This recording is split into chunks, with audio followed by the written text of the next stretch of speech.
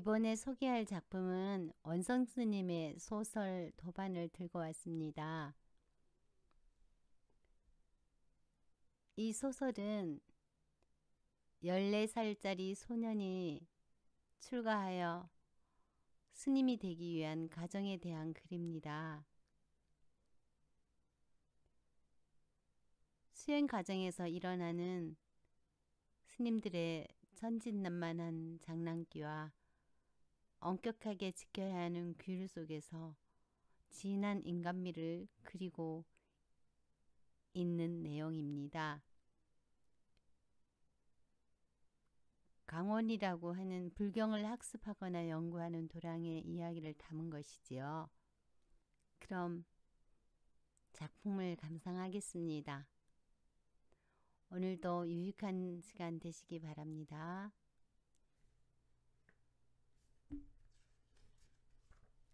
산사로 가는 길.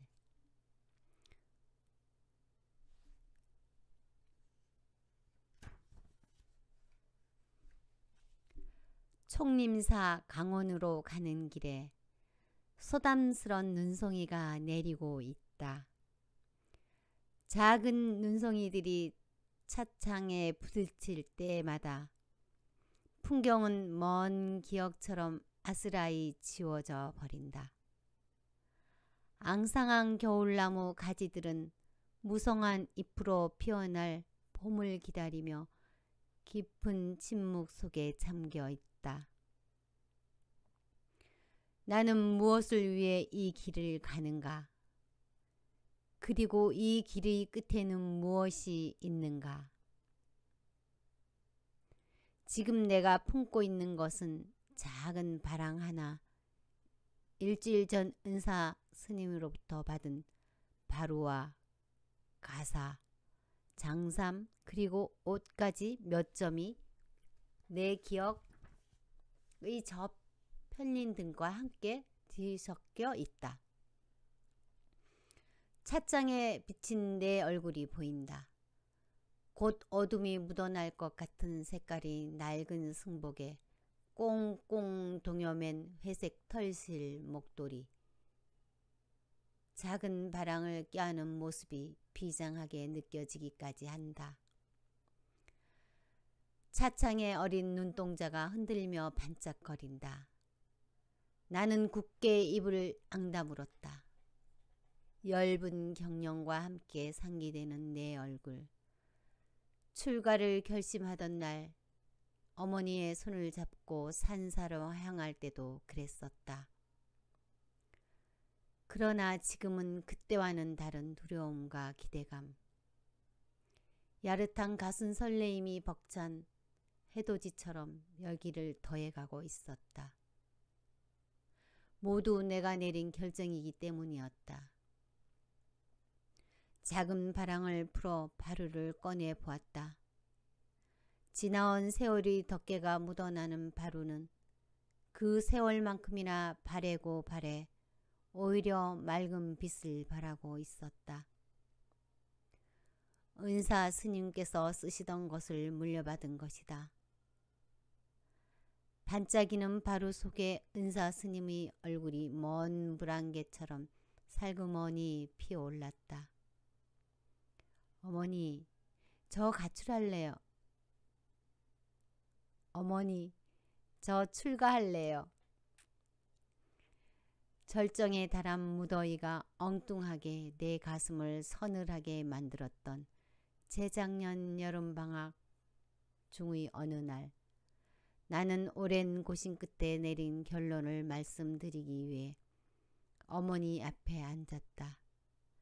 일방적이고 느닷없는 나의 통고에도 불구하고 어머니는 조금도 놀라지 않으셨다. 왜 갑자기 그런 생각을 했니? 어머니가 늘 얘기하셨잖아요. 스님이 되면 대통령이 되는 것보다, 장관이 되는 것보다 더 훌륭한 사람이 되는 거라고. 그래, 그랬지.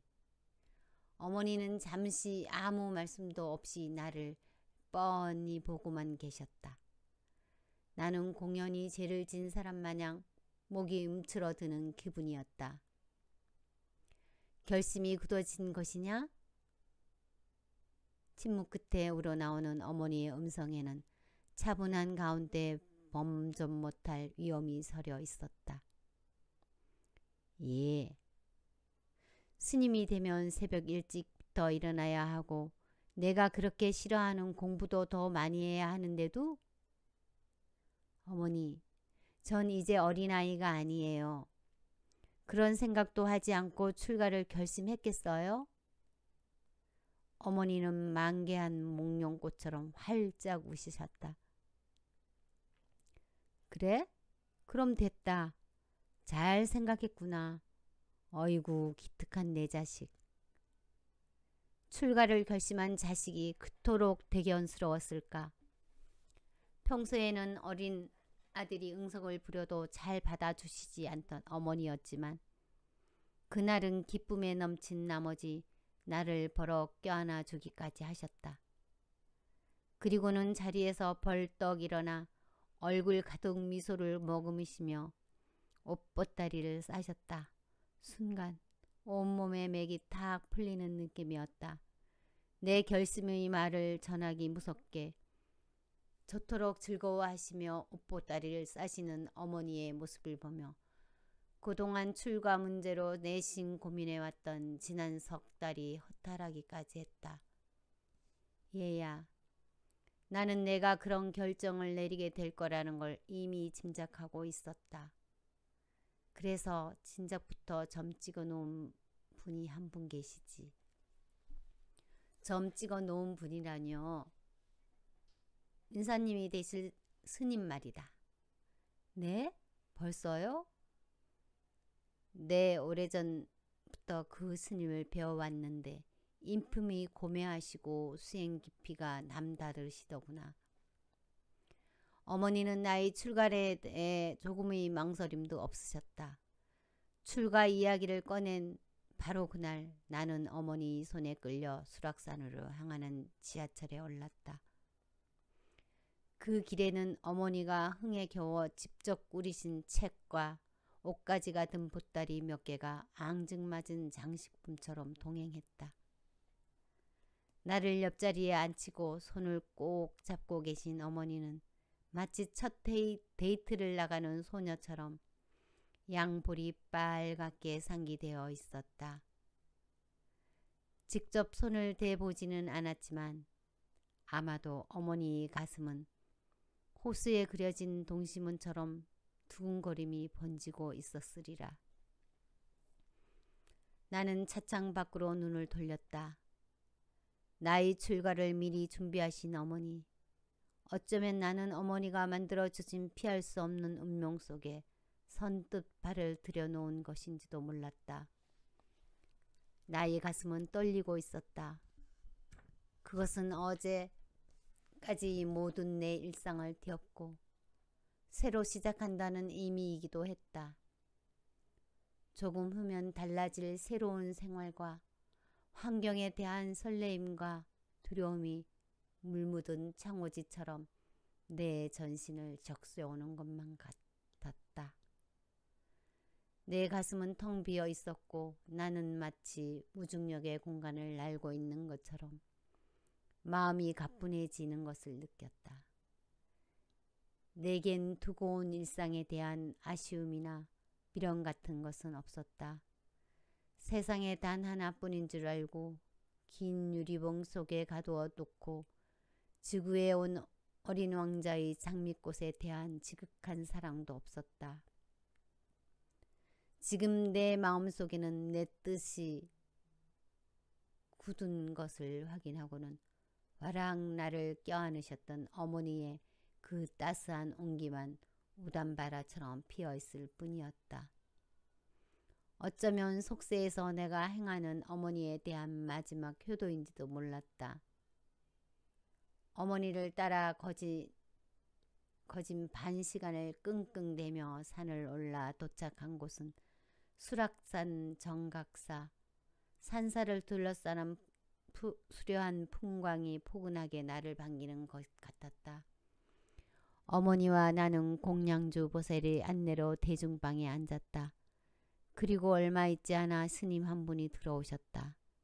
스님은 합장으로 인사를 건네신 후 좌정하여 녹차를 우려내 권하셨다. 긴장한 나머지 고개만 숙이고 있던 나는 그제서야 찻잔을 받으며 겨우 스님의 얼굴을 볼 수 있었다.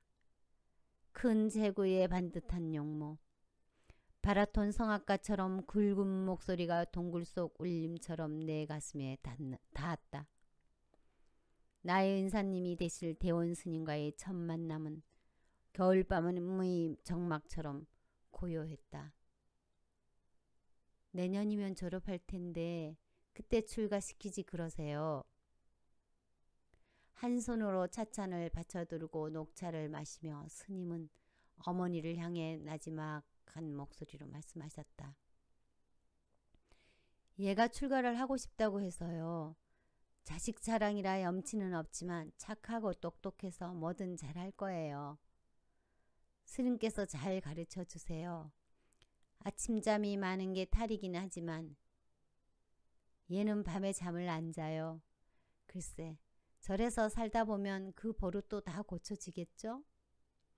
또 입이 좀 커서 침을 잘 흘리고 밥도 흘리며 먹는데 차차 나아지겠죠. 그래도 애가 워낙 숫기가 없어서 말이 별로 많지 않은 게 다행이라면 다행이지요. 나는 얼굴이 화끈 달아오르는 것 같았다.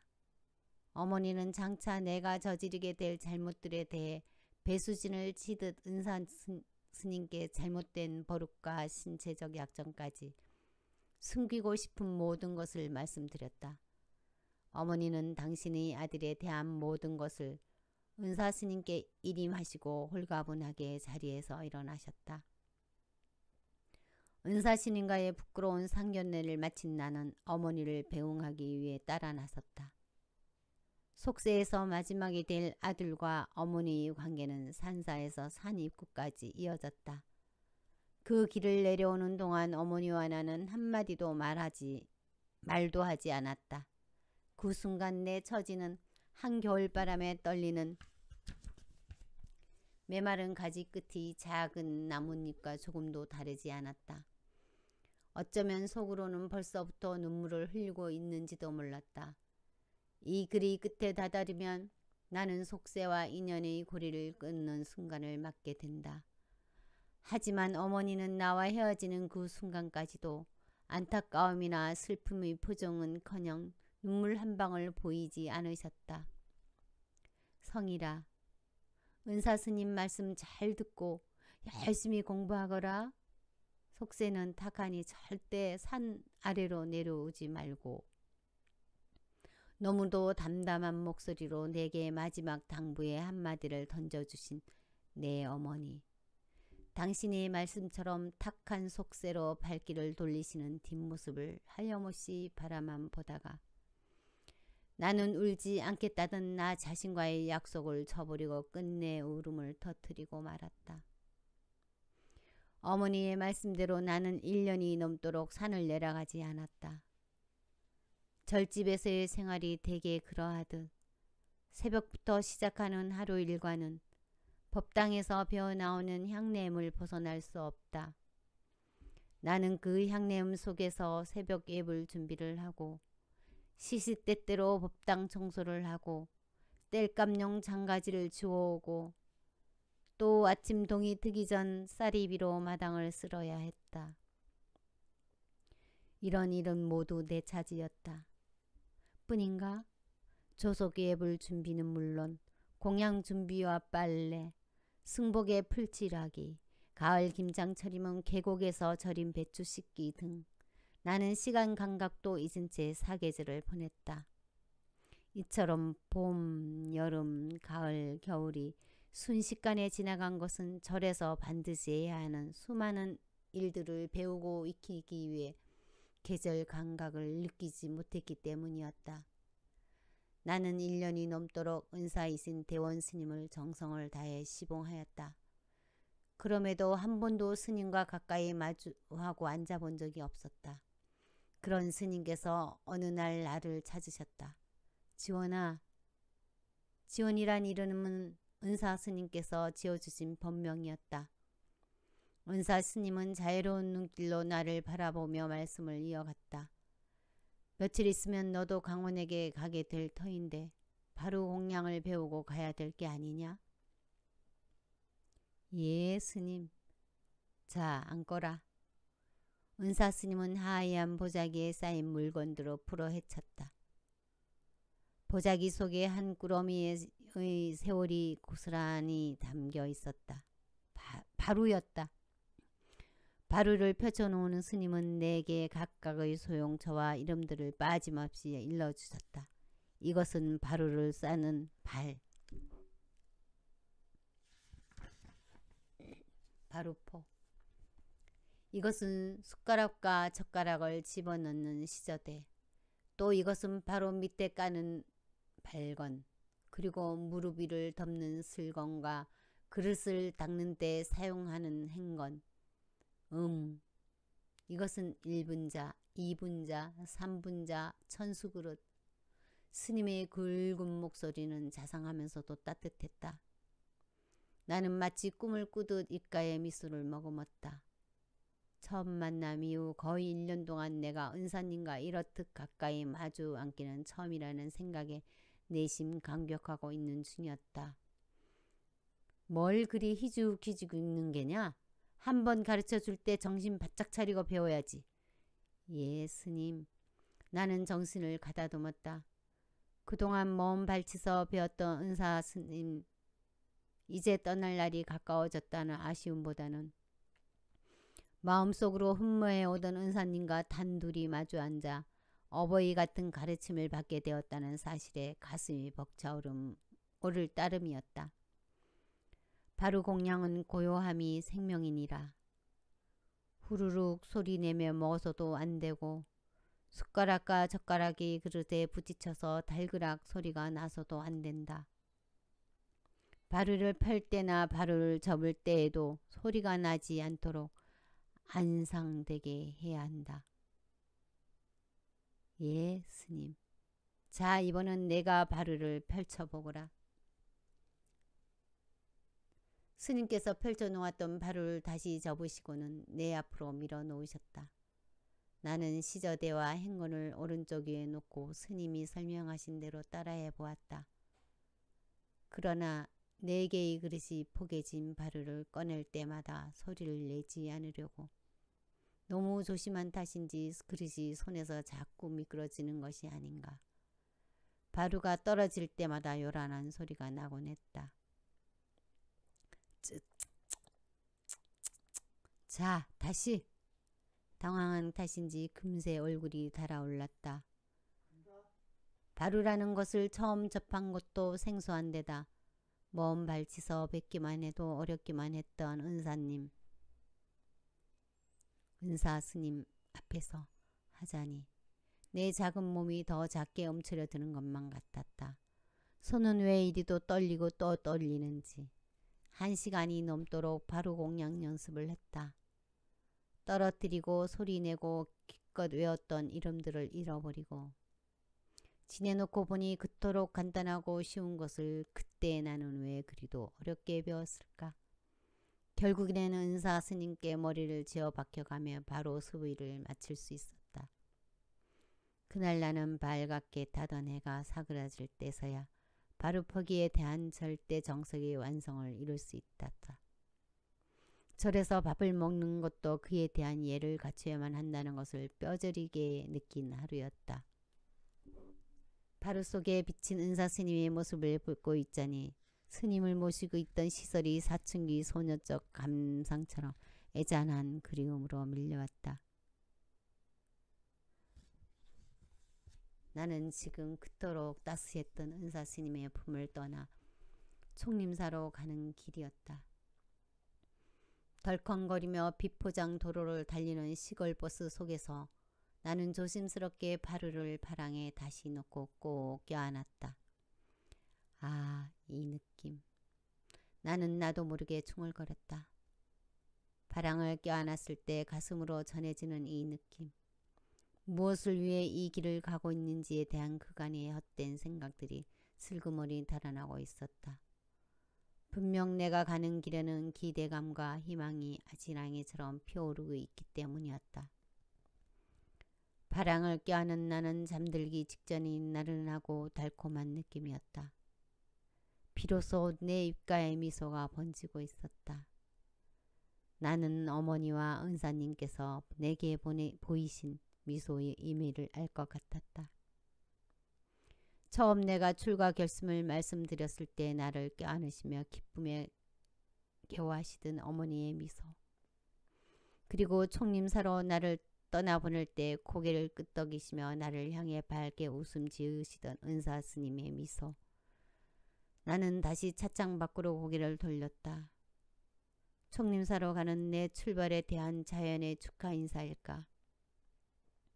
여전히 새하얀 눈발이 소리 없는 합창처럼 고요히 흩날리고 있었다. 마치 지난 날들에 대한 내 보잘것없는 기억들을 하얗게 덮어버릴 것 같은 눈송이들. 나는 여린 한숨을 내쉬었다. 어머니와 마지막 작별의 순간이 눈앞을 스쳤기 때문이었다. 나의 출가는 어머니의 깊은 불심에서 시작되었다. 다른 스님들의 경우 깨달음에 대한 원대한 꿈을 품고 출가를 결심했다 하더라도 그 과정이 순탄하지 않은 예가 종종 있었다. 가령 부모 형제의 만류를 뿌리치고 뛰쳐나왔다든가, 혹은 사랑하는 사람과의 운명적인 이별의 아픔이 출가로 이어졌다든가 하는 등 출가에 얽힌 이별의 이야기는 숱하고 또 다양했다. 그러나 나에게는 속세와의 인연을 끊을 때 뿌려지던 아픈 눈물이나 이야기들이 없다. 더군다나 자식을 또는 형제를 출가시킨 가족들의 안타까움에 겨운 이야기도 나와는 무관했다. 내가 출가한 한참 뒤에 나를 찾아온 형으로부터 들은 이야기에 의하면 어머니는 내가 정각사로 행자 생활을 떠난 일주일 뒤 넉넉지 않은 살림에도 불구하고 친척들과 동네 사람들을 초대해 아들이 출가를 자축하는 성대한 잔치를 벌였다고 한다.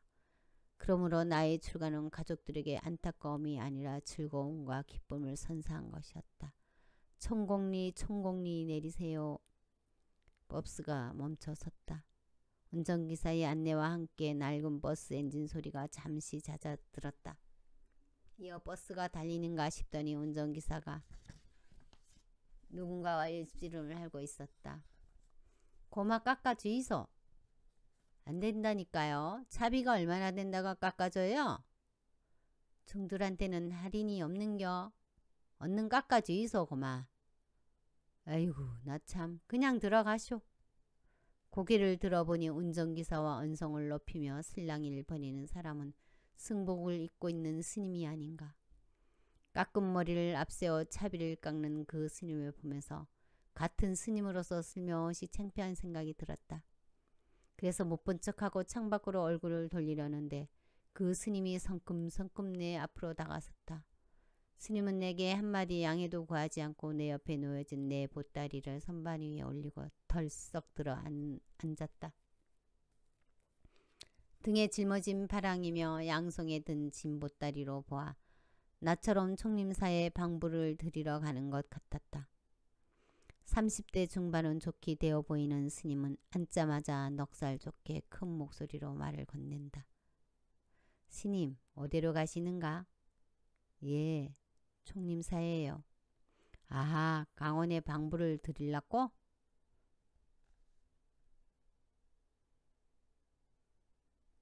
예. 엥? 나도 강원에 방부를 드리려고 하는데 으하하하 벌써부터 도반이 생기뿌렸네. 하하하하. 울그락불그락한 인상, 거친 호흡, 침을 튀기며 내뱉는 억센 경상도 사투리. 얼마 되지 않은 시골버스 안의 승객들 시선이 일제히 나와 그 스님에게로 모아진 것은 당연한 일이었다. 나는 부끄럽고 창피한 생각밖에 없었다. 좀 조용히 얘기하실 수 없을까요? 스님답게? 신임답게? 네. 나는 마른 침을 꿀꺽 삭히며 기어 들어가는 목소리로 대답했다. 두 눈을 부라리면 내 말에 꼬투리를 잡는 그 스님의 억양만으로도 충분히 주눅이 들었다. 그 스님의 인상만으로만 보자면 당장 내 멱살을 잡고 뺨이라도 후려칠 것 같았다. 나는 고개를 움츠리며 입술을 깨물었다. 그러자 그 스님은 더 큰 목소리로 말했다.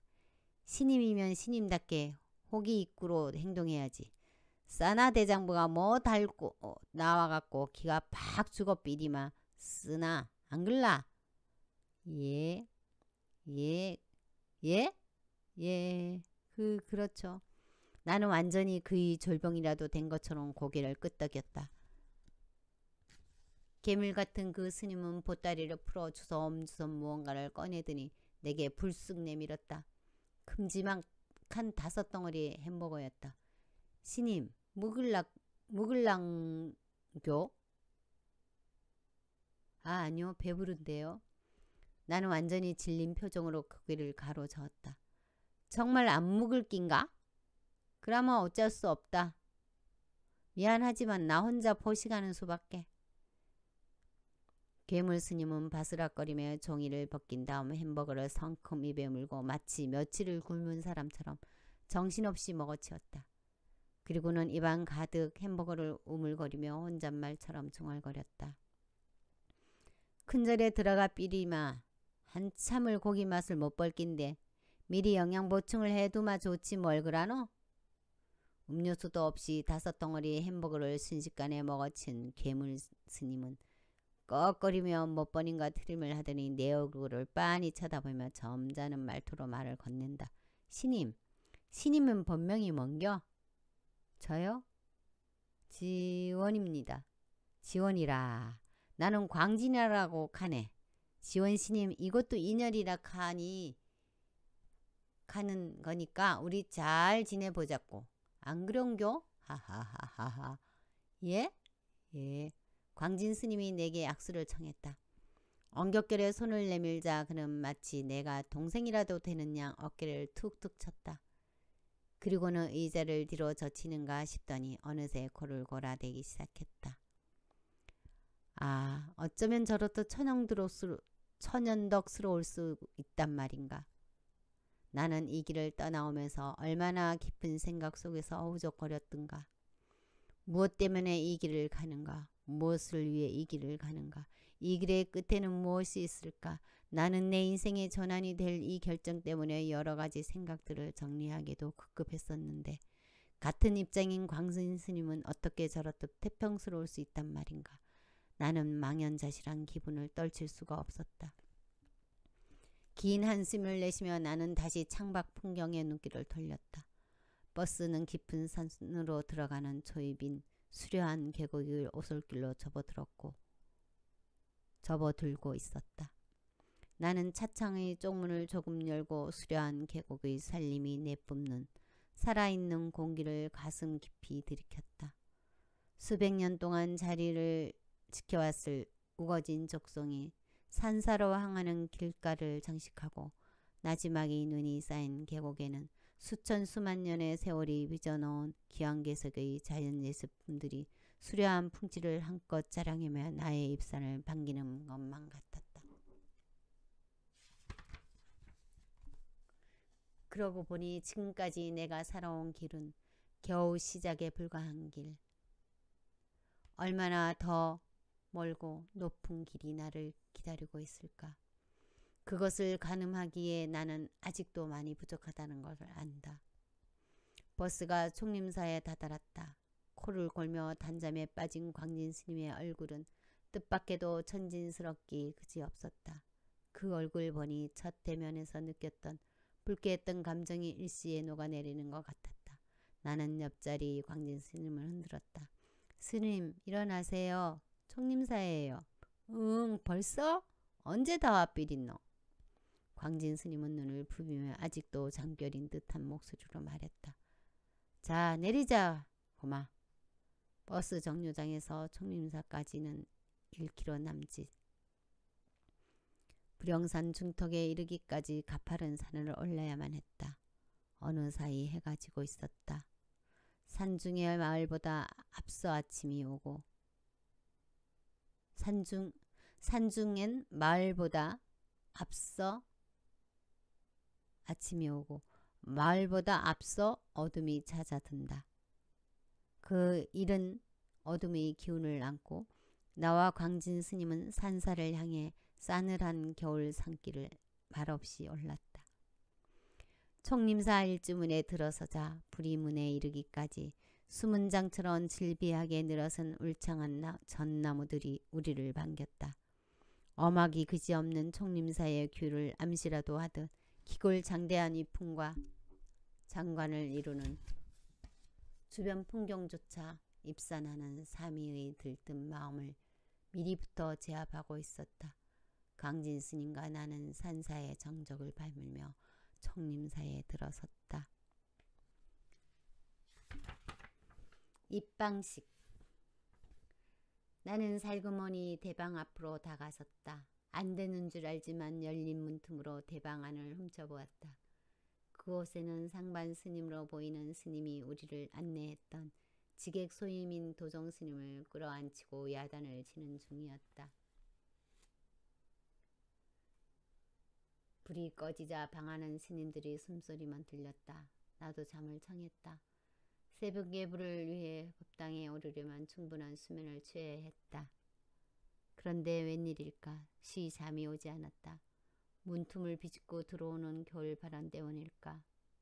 아니면 창호지에 스며드는 겨울 달빛에 눈이 부신 까닭일까? 어둠이 짙어갈 무렵 전국 각지에서 온 스님들이 총림사 객실에 모두 모였다. 우리는 서로 인사를 하고 조용히 벽 쪽으로 붙어 앉았다. 모두 삼위유리반에 입방한 스님들로 나를 포함해 8명이었다. 앞으로 나와 함께 강원 교육을 받게 될 도반들이었다. 강원 교육의 체계는 절집에서 살아가는 스님들의 삶의 지침서를 배우는 치문방과 불교를 배우는 기본적인 4과목인 서장, 도서, 선료, 절효를 배우는 사집반 부처가 일생 동안 베푼 설법과 그것에 바탕을 둔 교리, 경전 등을 배우는 사교반 그리고 불경을 배우는 경반으로 나뉜다. 각 반의 과정은 1년씩으로 4년 동안 교육을 받아 졸업하게 되어 있다. 그러나 4년간의 정규 과정에 들어가기 전 석 달 정도 조기 교육을 거쳐야 한다. 초발심자경문이라 하여 처음 출가한 초심자들이 생활 규범과 마음가짐을 익히는 과정이다. 원래는 이른 봄에 치문반 방문을 드리는 것이 보통이다. 그러나 순전히 한무로 쓰여진 경론서들을 제대로 익히기 위해서는 물리를 태우기 위한 준비가 필요하기 때문에 조기 교육은 그 준비 과정으로서 삼위유리 반에서 매우 중요한 의미를 가지고 있다. 지금 우리는 그 준비 과정을 위해 이 초겨울 총림사에 모인 것이다. 나는 객실에 모인 스님들을 찬찬히 들러보았다. 초면이라 서로 서먹해야 하는 기운이 역력했다. 그 와중에도 나와 함께 왔던 광진 스님은 버스에서 내릴 때 덜 깬 잠을 보충이라도 하려는 듯 한쪽 구석에서 대자로 누워 자고 있었다. 그리고 몇몇 스님은 눈을 감은 채 좌선에 들어있었고 또 몇몇은 조용히 책을 읽고 있었다. 객실을 휘감고 있는 정적만큼 객실 밖의 어둠도 겨울 한밤에 내리는 눈처럼 소복이 쌓이고 있었다. 문득 나는 내가 경험하지 못했던 먼 옛 시절 속세의 겨울밤을 상상했다. 여인네들은 바느질과 길쌈을 하며 이런 밤을 보냈을 것이고 남정네들은 사랑방에 앉아 글을 읽거나 새끼줄을 꼬았을 겨울밤. 아마도 나처럼 어린 청년들은 어느 집의 빈 사랑에 모여 앉아 하룻봄의 밤이며 고구마를 구워 먹으며 밤새 이야기꽃을 피웠을 것이다. 내가 그 시절에 태어났다면 이런 밤 무엇을 하고 있었을까?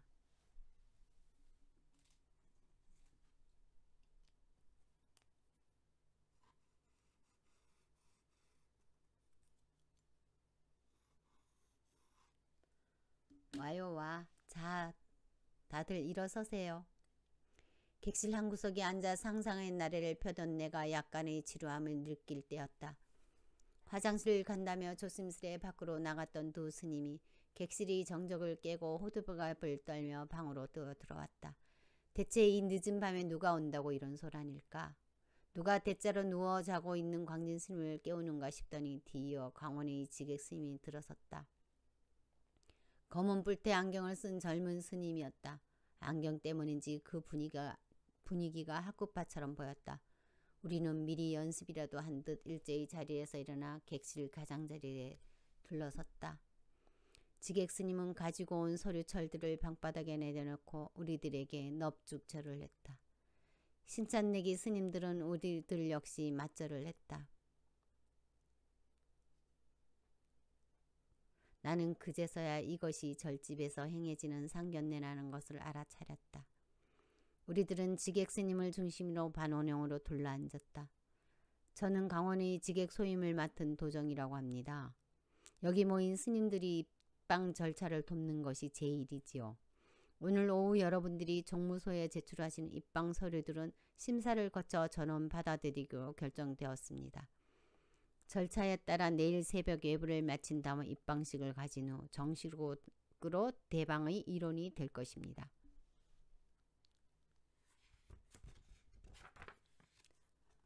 우리는 숨지기고 지객 스님의 말을 경청했다. 곧이어 인원 점검이 시작되었다. 자, 호명하는 대로 대답해 주시오. 먼저 지문 스님. 네. 처음 대면했을 때 마치 득도의 경지에 이른 수행자처럼 나이가 많아 보이는 50대 후반의 늦깎이 지문 스님이 무뚝뚝한 표정으로 대답했다.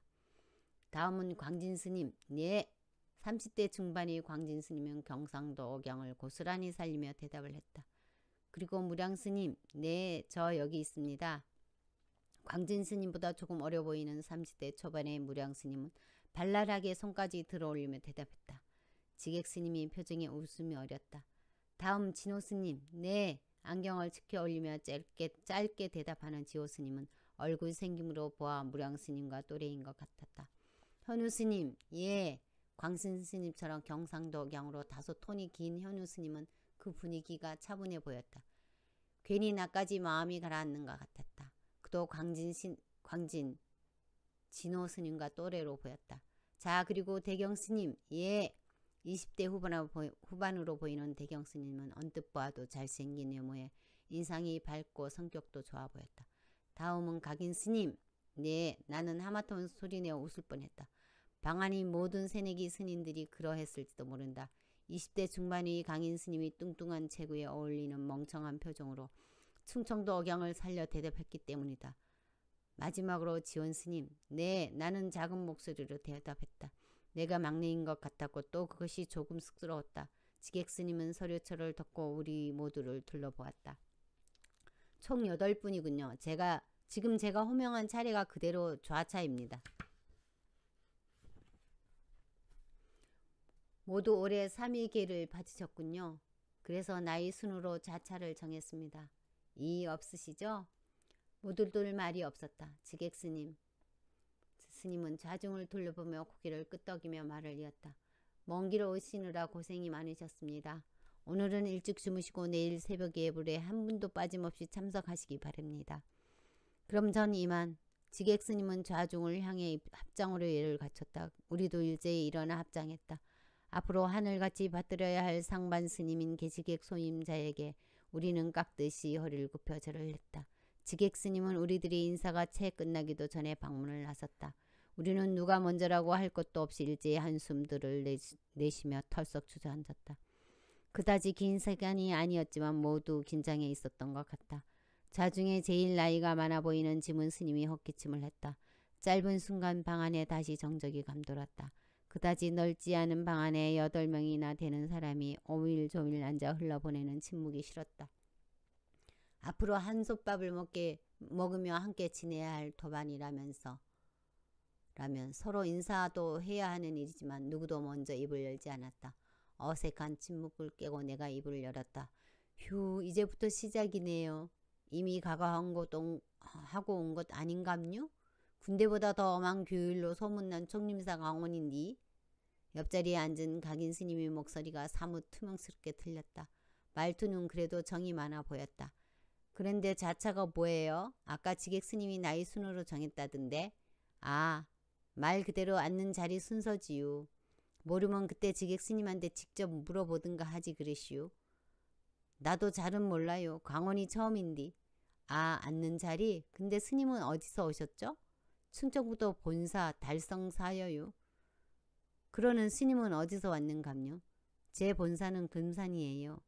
저그 나이를 물어봐도 되는감요? 여기서 제일 어려 보여요. 네, 안즉 20살도 안 됐쥬? 예. 나도 모르게 얼굴이 붉어졌다. 굳이 나이를 밝히지도 않더라도 이 방 안에서 내가 막내라는 건 얼굴에 고스란히 드러났을 것이다. 더욱이 나는 동안이라 같은 18살이라 해도 또래들보다 어려 보인다는 말을 자주 들어왔었다. 내 그럴 줄 알았다니까요. 각인 스님과 나지막이 대화를 하는 사이 다른 스님들은 자리를 펴고 잠자리에 들고 있었다.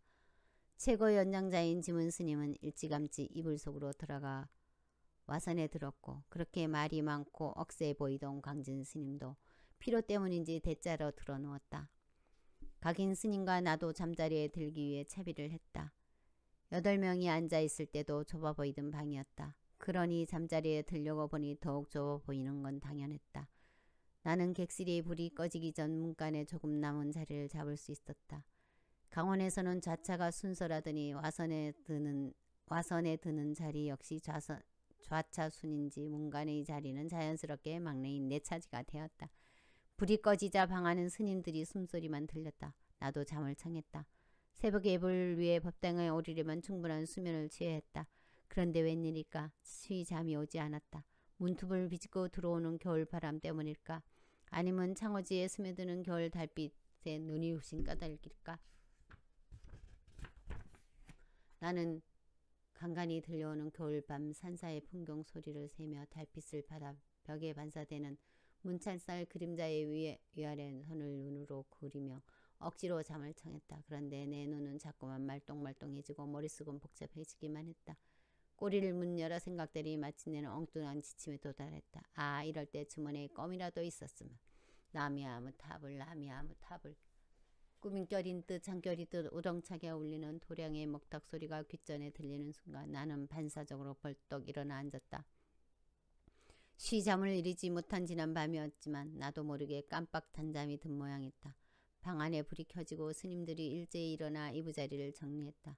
모두들 얼마나 긴장했던지 일어나 일부자리를 정리하기까지는 채 1분도 걸리지 않았다. 우리가 수각장에 모여 세수로 끝냈을 때 지객 스님이 객실 앞에 서 있는 것이 보였다. 가사, 장사함을 소화하고 객실 앞에 서 있는 지객 스님은 우리들이 예불 준비를 끝낼 때까지 기다렸다. 우리들은 객실로 들어서기 무섭게 서둘러 가사 장삼을 꺼내 들었다. 이거 이렇게 하는 거 맞지? 이게 잘 안 되네. 그게 아니고 자 이렇게. 행자 생활을 하느라 가사를 소화하는 법이 서툰 몇몇 스님들이 당황해하며 서로 방법을 묻고 답하느라 방 안이 잠시 수렁거렸다. 새벽 예불 마칠 때까지는 무건입니다. 지객 스님이 준엄한 말 한마디에 다들 일시에 입이 딱 붙어버렸다. 우리는 눈치껏 가사와 장삼을 수한 다음 밖으로 나갔다. 지객 스님이 근엄한 표정으로 입을 열었다. 모두 좌차대로 서서 안행하며 저를 따르십시오. 지문 스님을 선두로 우리는 좌차대로 한 줄로 서서 옥당을 향해 걸어갔다. 새벽녘 겨울 달빛이 오늘따라 유난히 맑고 밝아 보였다. 넓은 마당을 가로지르는 우리 행렬은 어느새 법당 계단으로 올라갔다.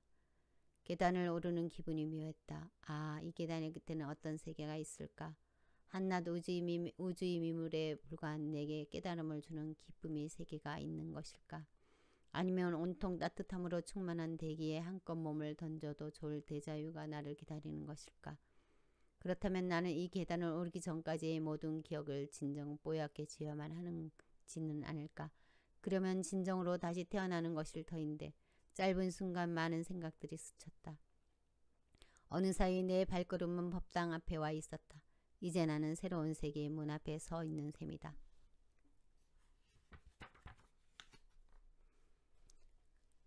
지객스님은 성큼 법당 안으로 들어섰다. 우리도 따라 들어서자 즐비하게 늘어선 방석들이 보였다. 우리는 그 방석 중에 지객스님이 안내한 자리에 멈춰섰다. 우리는 삼배를 하고 방석 위에 앉았다. 뒤이어 강원 대중들과 총림 사이 온 대중들이 법당 안을 가득 메웠다.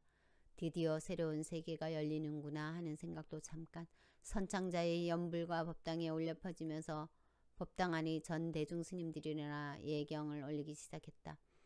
폭풍우도 집어삼킬 것처럼 우렁차고 장엄한 연불 소리, 그동안 한적한 암자에서 고즈넉이 울려 퍼지는 연불만 들어왔던 나였다. 그런데 큰 법당에 울려 퍼지는 장엄한 연불을 듣고 있자니 온몸에 전륜이 밀려와 가슴이 멎는 것만 같았다. 아, 이것이었구나. 나는 나도 모르게 환희로 밀려드는 감동에 몸을 떨었다. 이어진 전 대중의 108배는 또 어떤가. 참회문의 독경과 함께 모두 한 호흡으로 이루어지는 108배를 대하자 내 마음은 벅찬 경이로움에 뜨겁게 달구어지고 있었다. 108배를 마치고 30분가량 입선에 들었다. 많은 대중들이 모여 만들어내는 절대적인 고요. 여린 숨결조차 들리지 않을 만큼 적막에 가까운 법당 안이 차마 믿기 힘든 이 적막함. 아, 나는 알았다. 이것 역시 수행의 한 과정이라는 것을, 또한 대중 속에서 나를 다스리는 한 방법이라는 것을. 새벽과 오후에 매일 반복되어질 이 장엄한 예불을 들을 생각을 하니 벅찬 가슴으로 충만하지 않을 수 없었다. 새벽 예불을 마친 이른 아침 우리는 총림사 강원의 전 대중들이 모인 금강전에 들어섰다. 곧 3위 유르이반의 입방식이 치러지리라. 강원 스님들의 공부방이자 보금자리에 금강전은 그 크기에 걸맞게 대방이라 불린다.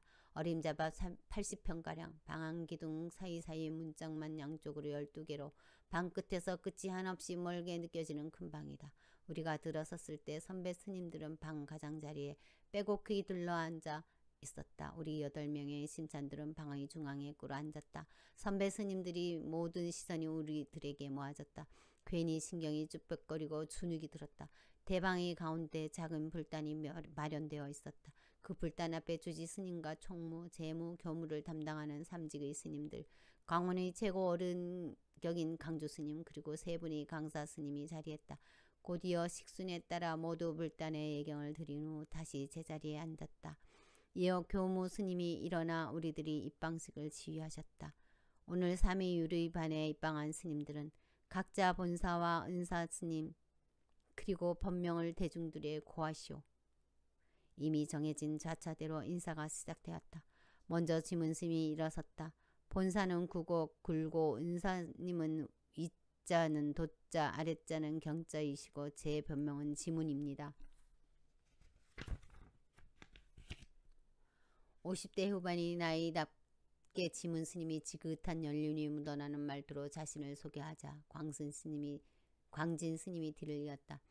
지 본사는 황룡사고이에 은사 스님은 위자는 경자 아랫자는 암자를 쓰십니다. 그러고 제 변명은 광진이라 합니다. 광진 스님은 특히 경상도 사투리로 조금도 꼬리낌 없이 자신을 소개하고 앉았다. 제 본사는 일지사이고 은사 스님의 위자는 정자 아랫자는 주자입니다. 제 본명은 무량입니다. 얌체 같은 인상의 무량 스님이 깔끔한 어투로 인사를 하자 진호 스님이 재빠르게 일어섰다. 본사는 화암사, 은사 스님 함자는 위자는 주자, 아랫자는 경자입니다.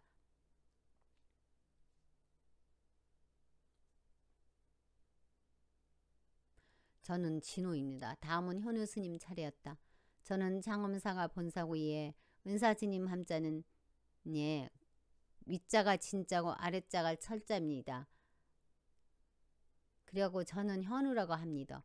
억센 경상도 사투리를 쓰면서도 차분함을 잃지 않은 현우 스님은 인사가 끝나자 대경 스님이 입가에 얇은 미소를 띠며 일어섰다. 본사는 도업사, 은사는 위자는 곧자, 아랫자는 은자입니다. 저는 대경입니다. 다음은 각인 스님이었다. 지 본사는요 충청도 달성사구만요. 은사 스님은 주지 스님인 탄원 스님이시여요. 지는 각인이라고 하고요. 드디어 내 차례가 돌아왔다. 순간 머릿속에 하얗게 비워지는 것 같았더니 말문이 막혔다. 다른 스님들은 잘만 하는 자기소개가 내겐 왜 이렇게 힘이 드는 것일까? 저는 저기 본사가 그게 금산사고요. 그리고 다음이 본사 은사 스님 함자 그리고 내 본명만 말하면 되는데 일이 왜 이다지도 힘들고 어렵단 말인가. 어디선가 옅은 울음소리가 들려왔다. 내 얼굴은 어느새 밝게 달아올랐다. 순간 냉큼 대방을 뛰쳐나가고만 싶었다. 간신히 그런 충동을 누르고 있을 때 옆자리 각인 스님이 조심스럽게 속삭였다. 은사 스님 함자를 말해야지요. 예, 저희 은사 스님은요 대원 스님이시고요. 아니 저 윗자는 대자 아랫자는 원자 쓰고요. 저는요 윗자는 지자 아랫자는 원자를 쓰는데요. 아니 저는 지원입니다. 식은땀이 등골을 타고 줄기차게 흘러내렸다. 여기저기서 숨지긴 웃음소리가 들렸다. 후들거리는 다리를 진정시키며 겨우 자리에 앉았을 때 내 얼굴은 이미 붉게 익은 늦가을 사과와 다를 게 없었다. 부끄럽고 민망한 생각 때문인지 온 신경이 머리끝으로 몰려와 없는 머리카락 끝이 쭉쭉 위로 치솟는 것만 같았다. 각자의 소개가 끝나고 주지 스님의 격려사가 이어지는 동안에도 도무지 정신을 차릴 수가 없었다. 이날 나의 행동은 전 대중들의 시선과 웃음을 한 몸에 받은 참담한 그 자체였다. 입방식을 치른 우리는 지객 스님을 따라 지방대로 갔다. 이부자리, 옷 등 개인 소지품을 넣어두는 지대방에는 먼저 오는 신인들이 간물장이 벽 한쪽을 차지하고 있었고 한 귀퉁이에는 여러 개의 찻잔과 함께 다상이 놓여져 있었다. 여기는 치문방과 사집반 스님들이 사용하게 될 지방입니다. 오의 자유정진 시간에는 이곳에서 마음대로 쉴 수 있는 자유의 공간이지요. 그리고 여기 이름이 쓰여져 있는 것들이 여러분이 사용할 물장입니다. 간물장입니다. 자, 그럼 이쪽으로 가시지요. 우리는 마치 박물관에 견학이라도 온 어린 학생들처럼 입을 꾹 다물고 지객스님의 설명을 귀담아 들었다. 설명을 마친 지객스님은 지대방 옆의 대돌 마루에 가득 쌓여있는 책상 앞으로 걸음을 옮겼다. 그리고는 우리들에게 책상을 하나씩 안겨주고 다시 대방으로 안내했다. 우리는 영문도 모른 채 그저 지객 스님이 하나씩 안겨준 책상을 들고 줄줄줄 그를 따라 대방으로 들어섰다. 자, 지금부터 책상 자리를 일러드리겠습니다. 어느 사이 대방은 말끔하게 비어 있었다. 지객 스님은 일일이 자리를 배정해 주었다. 책상 자리는 자로 잰 듯 일정한 간격을 유지해야 했다. 내 자리는 분단 전면에서 왼쪽 네 번째 장판 자리 모서리 끝부분이었다. 자, 모두 자리에 앉아보세요. 아시다시피 강원이 전 대중이 이 대방에서 공부도 하고 이부자리도 배워야 하기 때문에 공부 시간에는 책상을 안으로 들여놓았다가 저녁 시간엔 간격을 마치고 다시 책상을 좀 전에 그 자리로 가져다 놓아야 합니다. 그러니 지금 가르쳐드린 자리를 꼭 기억하십시오. 하지만 지금 이 자리는 변동될 수도 있는 자리입니다. 변동될 수 있는 자리라니 무슨 뜻일까? 긴장 탓인지 우리는 모두 의아해하면서도 선뜻 질문을 하지 못했다. 왜 자리가 변동될 수도 있는지 궁금하시죠? 이유는 간단합니다. 여러분들이 강원을 뛰쳐나간다든가 아니면 새로운 방부제가 들어올 때 자리가 새로 조정되기 때문입니다. 우리는 긴장된 눈빛을 주고받았다. 총림사 강원 생활이 고되고 힘들다는 소문이 이미 숱하게 들어왔었다. 그래서인지 모두가 저마다 남모르는 한숨을 내쉬었다. 나 또한 입방식에서 어눌한 말투로 소개 인사를 한 터라 불안감이 가중되었다. 이제 각자의 자리를 알았으니 다시 책상을 제자리에 가져다 놓고 밖으로 나오세요. 마지막으로 스님들이 생활에 불편함이 없도록 두루두루 일러드릴 것이 있습니다. 책상을 제자리에 놓고 오자 지객스님은 세명과 빨래를 하는 수각장, 소변을 보는 소사관, 대변을 보는 해우소, 청소도구와 여러가지 연장이 있는 도구실, 그리고 목욕탕과 도서실 등으로 우리를 안내했다. 이른 새벽부터 정신없이 총림사 경례를 구석구석 다니고 나니 어느덧 아침 해가 밝아오는 시각이었다. 이것으로 제가 해야 할 일은 어느 정도 끝난 것 같고요. 사시 예불 전까지 아까 가르쳐 드렸던 간물장에 여러분들의 소지품을 정리하십시오. 그리고 첫 방부에 들어가는 한철 동안은 무건입니다. 명심하시고 일절 잡다한 말들은 삼가 주십시오. 그럼 전 이만. 혹 질문사항이 있느냐는 한마디쯤 할 만도 한데 지객스님은 반배 인사를 하고 휑하니 돌아서 가버렸다. 얼마나 재빠르게 돌아갔는지 우리는 지금까지 안내해 준 것에 대한 인사도 제대로 하지 못했다. 행환이 돌아간 지객스님이 몸짓처럼 갑자기 내 마음도 횡하니 비어버린 것 같았다. 아무리 준엄한 총림사 강원이 법도라고 하지만 스님도 사람이다. 사람과 사람이 억겁의 인연으로 만났다면 작은 한 구석이라도 따뜻한 눈빛을 나누며 서로 간의 정을 펴볼 수 있지 않은가. 어쩌면 이런 생각은 나만의 착각일까. 나는 지객스님이 그런 태도가 모르긴 해도 엄격한 규율에 익숙한 강원 생활에서 나온 것이라 좋게 생각하기로 했다. 친절하고 자상해 보이긴 하나 거의 변화가 없는 얼굴 표정, 자신이 소임에 조금도 흐트러짐 없는 철두철미함, 가까운 앞날 나도 저렇게 될 수 있다는 야릇한 생각이 들자 문득 진저리가 쳐졌다. 그런 한편 적어도 나는 인간미 물씬 풍기는 친절하고 자상한 스님이 되리라는 어설픈 다짐을 했다. 우리는 간밤에 머물렀던 객실로 갔다. 그곳에 둔 각자의 짐들을 챙겨들고 다시 지대방에서 모였다. 방 안에 들어서자 제일 먼저 입을 연 사람 무량 스님이었다. 참나, 이렇게 kok딱지만한 가물장에 뭘 집어넣으라고. 광진 스님이 넉살 좋게 끼어들었다. 고마, 참말로 무섭대이. 이놈이 강원이라 가는 데가 사람 잡는데 아이가, 응? 내 참 새벽부터 길을 필 수가 있어야지. 그리마 일찌감치 보따리 쌓이소. 앞날이 구말리 같은데 안 그런겨? 현우 스님이 광진 스님을 향해 옅은 웃음을 지어 보였다. 잘생긴 미남형의 대경 스님도 한마디 거들었다. 농담이라도 그런 말 말아요. 어디 스님은 얼마나 버티나 내 지켜보리다. 하하, 그래서 뭐 나도 대경 스님을 지켜볼 낀게로. 그때 짐을 챙기다 말고 뚱뚱하고 키가 작은 강인 스님이 다른 스님들 눈치를 살피며 하소연했다. 저기요, 내 가물장은 너무 높아 키가 안 닿는데 어떡해요? 이거 보통 일이 아니네요. 어떡해요? 스님들이 대화를 묵묵히 듣고 있는 나는 각인 스님이 하소연에 정신을 차렸다. 제 것을 쓰세요. 각인 스님은 제가 위의 것을 쓸게요. 고맙구먼요, 지원 스님. 뭘요? 아까 입방식 때 옆에서 저 도와주셨잖아요. 인사가 늦었어요. 고마워요. 뭐 그런 걸 가지고 그래요. 아무것도 아닌디. 스님들 잡담 금지란 걸 모르나? 무건들 하시오. 무건. 조금 객박스러워 보이는 진호 스님이 일침을 가했다. 짐을 하던 스님들이 시선이 각인 스님과 나에게 집중되었다. 갑자기 방 안에 싸늘한 기운이 감돌았다. 그러자 모두들 등을 돌려 말없이 짐을 정리했다.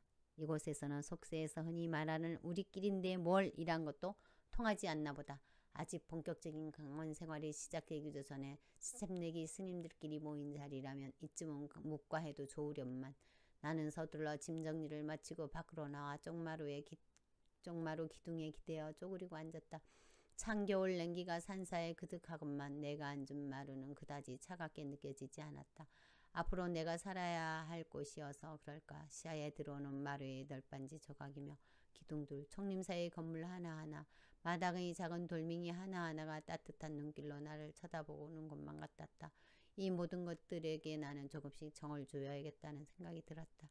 그때 건너편 대방 쪽에서 큰 소리가 들려오는 것 같았다. 정신을 모으고 그쪽으로 귀를 기울여 보니 분명 큰 소리가 나는 곳은 대방이었다. 나는 살그머니 대방 앞으로 다가섰다. 안 되는 줄 알지만 열린 문 틈으로 대방 안을 훔쳐보았다. 그곳에는 상반스님으로 보이는 스님이 우리를 안내했던 지객 소임이 도정스님을 끌어안고 야단을 치는 중이었다. 그러게 제대로 일러줘야 실주를 하지 않을 게 아니오. 스님 소임이 무엇이오? 지금 스님이 자신이 수임을 잘했다고 생각하는 거요? 산중 어른들 다 모셔놓고 지금 장난하는 거요? 아까 입방한 스님들이 자기소개를 하는 꼴이 다들 제각각이 아니오. 은사 스님 본명을 자기 도반 이름 부르듯 마음대로 떠버리지를 않나. 자기 이름도 제대로 못 이르지를 않나. 그게 대체 무슨 짓거리들이란 말이오. 입방식이 난장판이 되지 않았소. 참회하겠습니다. 이미 엎질러진 물인데 참회를 되는 일이오. 제 소임도 완수하지 못한 상황에 무슨 참회 운운하는 거냔 말이오. 스님 아직도 정신을 못 차리셨어? 상반 스님의 준엄한 질책이 쏟아지는 동안 도정 스님은 묵묵히 고개만 숙이고 있었다. 오늘 저녁 예불 마치고 강경시간 끝날 때까지 참회하세요. 예. 상반 스님은 내가 몰래 지켜보는 반대쪽 문을 열고 나갔다. 도정 스님은 한동안 그 자리에서 꼼짝도 하지 않고 꿇어앉은 채 두 주먹을 불끈 쥐고 있었다. 가까스로 분을 삭히고 있는 것 같았다. 가슴을 졸이고 있던 나는 슬그머니 득그름쳐 허겁지겁 지대방으로 돌아왔다. 왜 그래, 무슨 일이라도 있나? 저 한 걸음에 내달려 지방으로 들어설 때만 해도 나는 이 사실을 반 스님들에게 알리려고 했다. 그런데 짧은 순간 그 일을 알리지 않는 것이 옳다는 판단을 했다. 우리를 때문에, 아니 특히 나 때문에 도정 스님은 변명 한마디 제대로 하지 못하고 야단만 맞았다. 그럼에도 모든 잘못을 자신의 탓으로 돌리고 참여한다고 하지 않는가. 아, 강원이라는 곳이 이토록 한치 있을 수도 용납하지 않는 매몰찬 곳이란 말인가. 스윙이라는 것이 나를 다스리며 인욕하는 것이라지만 때때로는 참을 수 없는 울분도 있을 터인데, 그리고 아무리 완벽하게 강원에서의 일상을 꾸려나간다 해도 사람이기에 때론 실수도 할 수 있을 터인데, 내가 잠깐 이런 생각을 하고 있을 때 지문 스님이 무슨 일이 있느냐고 물었다. 나는 잡잡한 마음으로 대답했다. 아, 아무것도 아니에요. 그냥 습의 사시예불을 마치고 공양간에서 공양을 했다. 원래 강원생들은 대방에서 바로 공양을 하도록 되어 있었다. 그러나 아직 바로 습의를 하지 않은 우리 반 스님들은 대방의 바로 공양에서 제외되었다. 그래서 한동안 공양간에서 공양을 해야만 했다. 공양을 마친 우리는 오후부터 본격적인 습의에 들어갔다. 습의는 앞으로의 대중생활을 위해 절집의 규율과 대중 속에서 살아가는 방법을 배우는 일이다. 우리는 대방으로 들어가 어떤 습의를 받게 될 것인지 조용히 기다리고 있었다. 잔뜩 긴장한 탓인지 습의에 들어올 스님을 기다리는 시간이 길게만 느껴졌다. 이윽고 대방문이 열리고 습의사 스님이 빗자루와 대걸레를 들고 들어섰다. 큰 키에 깡마른 체구의 스님이었다. 우리는 일제히 일어나 차렷 자세로 스님을 맞이하였다. 스님은 빗자루와 대걸레를 내려놓고 우리와 마주선 자세로 합장을 했다. 저는 사집반 반장인 상원이라고 합니다. 먼저 간단히 총림사 강원에서 지켜야 할 규칙들과 대중생활에 필요한 여러 가지 주의할 점, 그리고 여러분들이 해야 할 일들을 전달하고자 이 자리에 섰습니다. 자, 모두 자리에 앉아 주십시오. 상원 스님이 먼저 자리에 앉았다. 우리는 엄마 오리의 뒤를 따르는 새끼 오리들처럼 얌전히 앉아 상원 스님의 말에 귀를 기울였다. 자, 우선 여기 쌓여있는 방석을 보세요. 양모서리 재단선이 일직선을 이루어 흐트러짐 없이 쌓여 있습니다. 이것부터 배우셔야 합니다. 제가 한번 시범을 보여드리지요. 나는 어안이 봉봉해지는 느낌이었다. 그토록 마음을 다잡고 임했던 습의 시작이 방석 쌓기라니. 습의라고 하면 맨 먼저 절집에서 지켜야 할 규율을 가르쳐 줄 줄 알았는데 느닷없이 방석 쌓기는 웬 말인가. 상원 스님은 널찍한 송판처럼 차곡차곡 쌓여져 있는 방석을 무너뜨렸다. 그리고는 우리들에게 몇 숨 돌릴 틈도 주지 않고 순식간에 원상태로 복원시켰다. 아니 세상에, 감탄이 심하면 놀람, 아니 충격이 된다든가. 나는 내 눈을 의심했다. 놀라기는 다른 스님들도 마찬가지인 것 같았다. 상원 스님이 방석 쌓기는 숙련된 손놀림이라기보다는 마치 완벽한 마술을 보는 듯한 느낌이었다. 우리는 일순간 넋을 잃고 상원 스님을 바라보았다. 강경 시간을 마치면 상반 스님들은 그대로 자리에서 일어나 지대방으로 가거나 경행을 나갑니다. 그때 하반 스님들인 여러분은 책상들과 방석들을 정리해야 합니다. 이 일에 불만을 가질 수도 있겠지만 어차피 여러분이 상반이 되면 다시 받게 될 편안한 혜택으로 돌아올 것입니다. 그러니 복을 일구는 마음으로 성심껏 해주셨으면 합니다. 우리는 일제히 방석 쌓기 연습에 들어갔다. 무너뜨리고 쌓고 무너뜨리고 쌓고 이제 다 쌓았다 싶으면 모서리 꼭지점이 무뎌졌다고 무너뜨리고 이번에는 완벽하게 쌓았다 싶으면 방석 한 개가 1cm 더 깊이 들어갔다고 무너뜨리고 30분이 넘는 시간 동안 아마 20번도 넘게 방석 쌓기를 반복했을 것이다. 우리는 힘이 빠져버린 팔을 흐느적거리며 숨까지 가쁘게 몰아쉬었다.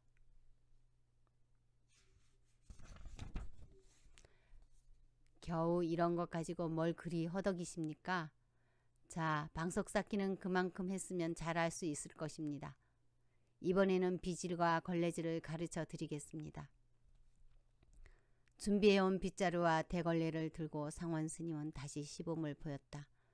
그간 행자 생활을 하면서 우리가 해왔던 몸놀림과 상원 스님의 몸놀림은 판이하게 달랐다. 절도와 힘, 꼼꼼함이 일정한 리듬을 작동했다. 우리가 지금까지 해왔던 빗질과 걸레질은 단순히 깨끗함만이 목적이었다. 그러나 상원 스님의 동작에는 주제가 있고 요점이 있으며 법칙이 있었다. 스님은 비를 최대한 바닥에 밀착시키고 장판지를 따라 한 칸 한 칸 넓혀 나갔다. 구체적으로 말하면 부드럽게 쓸어낸 먼지가 흩날리지 않도록 먼지를 한번 눌러놓은 후 다음 칸으로 이동하는 것이었다. 대결레질은 또 어떤가? 손잡이를 바로잡고 최대한 몸을 굽이지 않은 자세로 유연하게 깨끗하게 힘들이지 않게 바닥을 닦아야 했는데 역시 먼지가 바닥에서 날리지 않도록 최대한 밀착했다. 우리는 이어 대방 청소 연습을 했다. 단 몇 번 만에 상원 스님처럼 할 수는 없겠지만 모두 정신없이 연습하고 따라하기를 반복했다. 정신없이 몰입하다 보니 한겨울임에도 이마에 10개 땀이 번지고 있었다. 대방 청소는 아침 강경 시간 마치고 한 번, 저녁 강경을 마치고 한 번, 이렇게 하루 2번 청소합니다. 잘 하실 수 있겠지요? 이번에는 걷는 연습과 방문 여닫기 시범을 해보겠습니다. 이 대목에서 나는 아연칠색을 하고 말았다. 방석 쌓고 비질하고 걸레질하는 연습까지는 어느 정도 납득이 갔다. 그런데 걷기 연습과 방문 여닫기라니. 이제 막 걸음마를 배우는 돌진한 아이도 아니고 정신없이 뛰어다니며 방문을 넘나드는 너댓 살 아이도 아닌데 이러다 숨소리까지 연습하는 건 아닌가 싶었다. 자, 여러분 저를 따라 이렇게 걸어보세요. 두 손을 이렇게 단전 위로 손을 포개어 차수를 하고 자, 뒤끝질을 보세요. 약간 들려있는 것 보이지요? 이렇게 사뿐사뿐 구름 위를 걷듯이. 나는 하마터면 웃음을 터뜨릴 뻔했다. 우리는 발레단의 무용수가 아니라 단지 스비를 익히는 스님일 뿐인데 사뿐사뿐 구름 위를 걷듯 걸으라니. 고개를 돌려 쳐다보지는 않았지만 아마도 광진 스님은 이 대목에서 어지간히 인상을 쓰고 있을 게 분명했다. 경상도 기질과 특유의 박력이 하루도 다 지나지 않은 습의 과정에서 사라질 리는 없는 일. 거기다 뚱뚱한 각인 스님은 그 육중한 몸을 지탱하느라 벌써부터 비틀거리고 있을지도 몰랐다. 어쨌거나 우리는 발레단에 입단한 무용수들처럼 줄줄이 상원 스님의 뒤를 따라 대방을 돌고 또 돌았다. 아주 잘하십니다. 앞으로 금강정과 경내에서는 이렇게 자수를 하고 걸으셔야 합니다. 속인처럼 방정맞게 뛰어다니거나 경망스럽게 팔을 흔들고 다니다가 상반 스님 눈에 띄면 바로 참회가 떨어질 터이니 명심하십시오. 게다가 금강전은 목조 건물이라 뒤꿈치를 들고 다니지 않으면 발소리가 많이 나기 때문에 대방 쪽마루를 오고 갈 때는 더더욱 주의하셔야 할 것입니다. 놀라운 일이었다. 그저 조심하는 정도일 줄 알았던 걸음걸이가 이토록 중요한 의미가 있단 말인가. 상원 스님이 설명해 모두가 납득하는 눈치였다. 이번에는 방문 8개입니다. 여러분이 보시다시피 이 대방에는 총 12개의 문이 있습니다. 법당 쪽 6개의 문은 청소할 때만 열고 평상시에 출입은 금지되어 있으며 반대편 문 중앙의 4개 문은 폐쇄하였습니다. 여러분을 포함해 대중이 총 76명입니다. 그 많은 대중이 여러 개의 문을 들락날락하게 되면 그만큼 번잡스럽게 됩니다. 게다가 문을 여닫는 소리가 자주 나면 공부를 하는 다른 대중들에게 누를 끼치게 되는 것이니 저기 저 북쪽 문과 여기 여러분이 들어왔던 문 이렇게 2개의 문만 사용하도록 하세요. 저 질문이 있구먼요. 모두들 그저 숨죽이고 상원 스님의 말을 경청하고 있는데 뜻밖의 각인 스님이 나섰다. 예, 이야기하세요. 어떻게 2개 문만 가지고 동시에 그 많은 대중들이 출입이 가능한 건가요? 충청도 특유의 느릿한 각인 스님 사투리에 상원 스님은 보일 듯 말 듯한 미소를 머금었다. 좋은 질문입니다. 모든 일상생활은 상반 스님으로부터 하반 스님에 이르기까지 순서가 있습니다.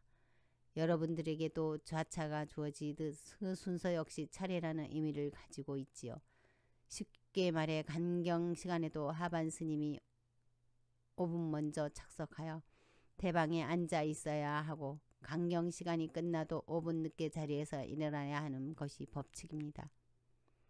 예불을 하러 갈 때에도 하반 스님들이 법당에 먼저 착석하고 기다리는 것처럼 말이지요. 다시 말해 최고 상반 스님들이 자리에서 일어나 지대방으로 나가신 이후 다음 반이 이동할 수 있는 것이지요. 그렇게 되면 2개의 문만 사용하는데 그리 불편할 것도 없겠지요. 그렇구나. 나는 쉽게 납득을 하면서도 마음속으로 한숨을 몰아쉬었다. 내 자차는 우리 3위 유리반에서도 마지막이었다. 그러니 이 강원에서 가장 낮은 자리가 바로 내 차지가 아닌가. 더욱이 이 강원에서 가장 나이 어린 사람 역시 나였다. 암담한 것은 아니지만 마치 반에서 꼴찌라도 한 듯한 기분이었다. 대체 얼마만큼의 시간이 흘러야 이 마지막 자리를 털 수 있단 말인가. 혹 내가 너무 이른 나이에 이곳으로 온 것은 아닐까 하는 생각이 들 정도였다. 속세에 있었다면 18살의 나는 아마도 지금쯤 대학 입시 준비에 여념이 없으면서도 친구들과 어울려 신나는 음악을 듣고 영화관도 갔을 것이다. 참고서 산다며 서점을 기웃거리다가 또래 여학생을 힐끔거리고 있을지도 모른다. 또 간혹 마음 맞는 친구들과 광장으로 나가 자전거를 타거나 인라인 스케이트를 타며 맘껏 소리를 지르고 있을지도 모르겠다. 이어지는 상원 스님이 설명해 나는 정신을 차리기 위해 잡념을 털어내듯 머리를 세차게 흔들었다. 짧은 순간이지만 엉뚱한 생각을 떠올릴 걸 들키기라도 한 듯 나는 혼자 얼굴을 붉혔다. 문을 여닫는 것은 2 손으로 이렇게 문을 잡고 키가 크고 마른 제구인 상원 스님은 인상과는 달리 달변에 똑똑한 스님이었다. 거기다 시원시원한 말투로 거침없이 내뱉는 말들은 우리에게 지루함을 주지 않고 계속 시선을 주목시켰다. 우리는 상원 스님을 따라 문 쪽으로 이동했다. 그리고 번갈아가며 상원 스님의 시범에 따라 문 여닫기 실습을 했다. 대방의 바깥쪽 문은 여닫이로 되어 있고 안쪽 문은 미닫이로 되어 있는 견문이었다. 우리는 이 2개의 문을 열고 닫아야 했다. 그다지 어렵지 않은 것 같았지만 결코 쉬운 일은 아니었다. 소리를 최대한 줄이면서 문을 여닫는 것은 여간 신경을 곤두세우지 않으면 안 되는 일이었다. 한참을 실습에 몰두하고 있을 때 상원 스님은 흐뭇한 미소를 지으며 우리를 향해 박수를 쳐주었다. 스님은 우리가 조금 부족해도 칭찬을 아끼지 않았다. 모두들 잘하셨어요. 이제부터는 밖으로 나가겠습니다. 어림잡아 2시간은 지난 것 같았다. 우리가 익혀야 할 생활 규칙들은 끝없이 이어졌고 언제부턴가 나는 조금씩 지루함을 느끼기 시작했다. 그러나 어느 누구도 자리를 뜨는 사람이 없었다. 혹 급한 용무가 있을 만도 한데 모두가 열심이었다. 아니 열심히 하는 척이라도 해야 하는 상황인지도 몰랐다. 대방에서 나와 종종 걸음으로 상원 스님의 뒤를 따라간 곳은 수각장이었다. 적삼자락으로 마당에 서 있자니 한겨울 산사의 바람이 마구잡이로 전신을 파고들었다. 어금니를 앙담을 얻지만 저절로 아랫니 윗니가 부딪히며 으다닥 소리가 났다. 그러나 누구도 춥다는 말을 하지 않았다. 수각장 바닥은 물 한 방울의 흔적도 없이 바짝 말라 있었다. 층층이 쌓아놓은 세숫대야 가지런히 걸어놓은 물바가지, 형형색색의 칫솔들이 질서정연하게 걸려있는 칫솔거리, 번호표가 붙은 수건거리에는 새하얀 수건들이 규격품처럼 일정한 모양으로 걸려 있었다. 수각장 모습만 봐도 강원에서 규율이 얼마나 철저하게 지켜지고 있는지 쉽게 알 수 있었다. 이곳에서 배우는 습의는 수각장 사용에 대한 규칙들이었다. 단체 생활에서의 규칙들은 알고 보면 지극히 상식적이다. 그러나 그 상식적인 것을 잘 실천해 나가는 것이 더 중요하다고 상원 스님은 계속 강조했다. 이어서 상원 스님은 수각장 규칙을 세밀히 일러주었다. 물을 함부로 쓰지 말 것, 비누와 칫솔, 세제를 아껴서 사용할 것, 뜨거운 물은 조금씩 쓰고 찬물에 타서 쓸 것, 사용한 세숫대와 바가지는 사용한 후 잘 헹구어 제자리에 엎어놓을 것, 수각장 사용 후 바닥 청소로 뒷마무리를 말끔히 할 것, 빨래는 당일에 하되 절대 물에 담가 놓지 말 것, 양치질을 할 때는 거품이 튀지 않도록 쪼그려 앉아 소리 없이 내뱉어낼 것, 자신이 수건 자리와 칫솔거리 자리를 엄수하고 특히 수건은 냄새 나지 않도록 자주 빨 것, 수건과 칫솔은 반드시 자기 것만 쓸 것. 다른 스님이 수각장을 어질러 놓고 나오면 어떻게 범인을 잡지요? 상원 스님이 말이 끝나자마자 진호 스님이 마치 기다렸다는 듯이 저돌적으로 질문을 던졌다.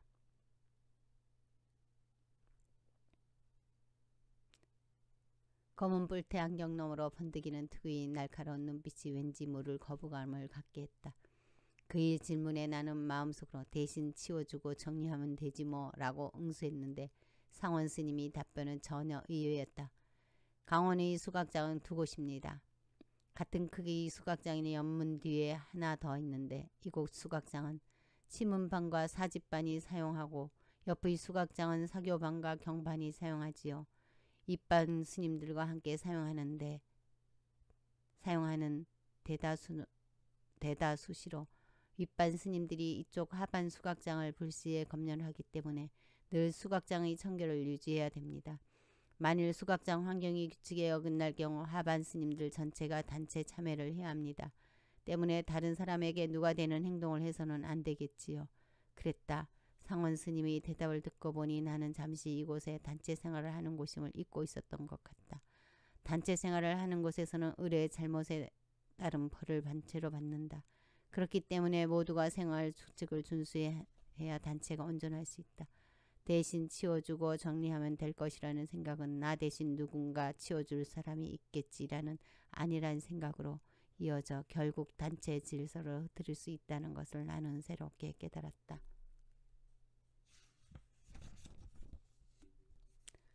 수각장에서 우리는 도구실로 갔다. 도구 사용 이후의 정리정돈과 사후 처리에 대한 상원 스님의 설명이 있었다. 그리고 다음 장소로 간 곳이 소사관과 보통 해우소라 불리는 대사관이었다. 우리는 그곳에서 소변 보는 법과 대변 보는 법을 배웠다. 아무리 규율이 엄하기로 소변과 대변 보는 법까지 배워야 한단 말인가. 그러나 이 또한 수많은 대중들이 모여 사는 곳에서 발생될 수 있는 크고 작은 해프닝들을 미연에 방지하기 위해서다. 규칙에 따라 행동하면 모두가 편하게 공공시설을 사용할 수 있지 않는가. 나는 단 하나도 버릴 것 없는 세심한 규칙에 대해 그동안 방만하게 살아왔던 나 자신을 돌아보며 조금 숙연해지기까지 하였다. 더불어 함께 살아가자면 규칙이 반드시 따르는 법, 얼핏 보면 아무것도 아닐 것 같은 생활 속의 소소한 규칙을 통해 수행의 기분을 터득한 느낌이었다. 이렇게 하여 방부 첫날의 습의가 끝났다. 한 가지 이상한 점이 있었다. 온종일 경내를 돌아다니며 스비를 익히는데도 상반 스님들이 눈에 띄지 않았다. 나중에 한 일이지만 모두들 지방대에서 쉬거나 근처 암자로 포행을 갔다고 한다. 입방식이 있는 날은 전 대중이 자유정진을 한다니 준엄한 강원 생활에도 한가닥 여유가 있는 듯했다. 그러나 우리 입방자들에게는 한겨울에도 진땀이 날 정도로 곤욕스러운 하루였다. 저녁 예불을 마친 우리 8명의 신참 학인들은 각기 대중생활에서 해야 할 소임을 분배받기 위해 또다시 대방에 모였다. 일반적으로 강원에서의 소임 짜기는 반내에서 서로 협의를 거쳐 소임을 정하게 되어 있다. 하지만 우리는 소임의 종류조차 알지 못하는 신참 학인이 아닌가.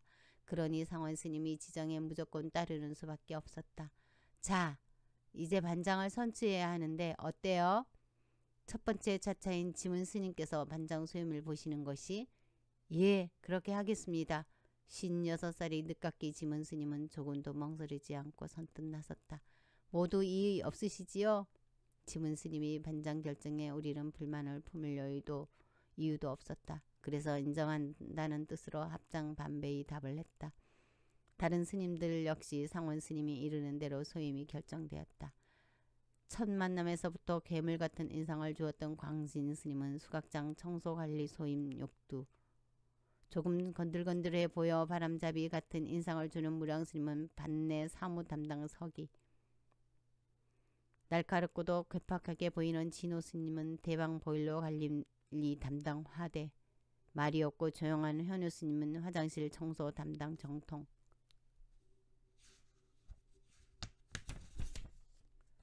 명랑하고 활발해 보이는 대경 스님은 강사 스님 시지, 통통하게 살이 오른 순진한 충청도 각인 스님은 나와 함께 차와 간식을 준비하는 다각. 이것으로서 모든 소임이 정해졌다. 누구도 불만을 갖지 않았고 이의를 제기하지도 않았다. 그것은 상반의 상원 스님이 내린 결정이기도 했지만 어떤 소임을 맡든 간에 이곳에서의 고생을 모두 각오하고 왔기 때문이리라. 첫날 스비는 각자 소임을 정하는 것으로 끝을 마무리되었다. 산세의 어둠이 그 깊이를 더하고 있었다. 참으로 고단한 하루였다. 이른 새벽부터 우리는 스비를 익히기 위해 정신없이 상원 스님이 설명에 들다가 어느 순간 지루함을 느끼거나 엉뚱한 생각에 젖기도 했다. 그런데 벌써 이렇게 밤이 깊어지고 잠자리에 들 시간이 된 것이었다. 하나 둘씩 흩어져 있던 스님들이 대방으로 모여들었다. 대방으로 들어선 상반 스님들은 우리가 줄을 맞추어 나란히 앉아있는 쪽으로 다가와 한 사람씩 번갈아 훑어보았다. 그리고 자신이 속한 반으로 되돌아가 알 수 없는 말들을 주고받았다. 그러면서 우리를 바라보고 서로 웃기도 했다. 우리는 꼼짝도 하지 않고 앉아서 연신 눈치만 살피며 상반 스님의 처분을 기다릴 수밖에 없었다. 그때 저녁 예불 이후 보이지 않던 지객 소임인 도정 스님이 땀에 흠뻑 젖은 채 가사 장삼을 수하고 힘없이 대방에 들어섰다. 앗! 나는 순간 가슴이 철렁 내려앉았다. 나는 오전에 상반 스님이 도정 스님에게 경책을 내렸던 일을 떠올렸다. 도정 스님은 예불 이후 줄곧 법당에서 삼천배의 참회를 하고 왔을 것이다. 마음이 아팠다. 잘못은 내가 저질렀는데 참회는 도정 스님이 받았으니 내 마음이 변할 리가 없지 않은가. 그럼에도 묵묵히 참회를 받아들인 도정 스님의 깊은 마음이 나를 숙연하게 만들었다. 어느 사이 찰중 스님의 죽비 소리가 울려 퍼졌다. 그 소리에 맞추어 스님들이 일제히 일어나 이불장에서 이불을 꺼내 깔기 시작했다.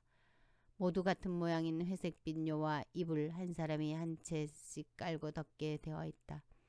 일반 스님들이 이부자리에는 한 귀퉁이에 자신이 것이라는 표식이 있는 것 같았다. 70채가 넘는 이부자리가 눈 깜빡할 사이에 대방에 펴졌다. 휑하니 비어 유용이 넘치던 대방도 이불 밑에 가려지고 나니 비좁은 느낌이 들었다. 치문과 우리 반은 자리가 좁아 요를 서로 겹쳐 깔지 않으면 안 되었다.